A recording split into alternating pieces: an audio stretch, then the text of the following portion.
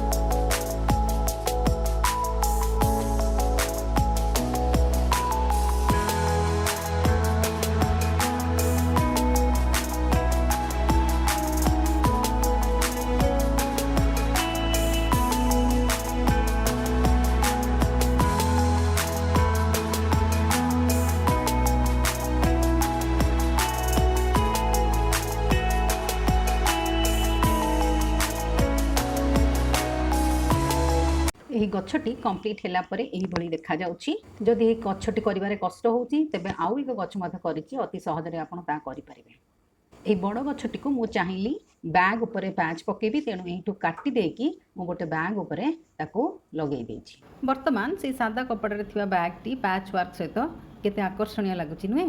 एहा छडा सिंगल छोट छोट पीस जेपरि कि कइंच हाथी प्रजापति ठेकुआ चढ़ई अबा फूल फल आदि पिलांक T shirt pant dress bag आदि रे लगे यहाकू अधिक कलरफुल आकर्षणीय करिपारिबे।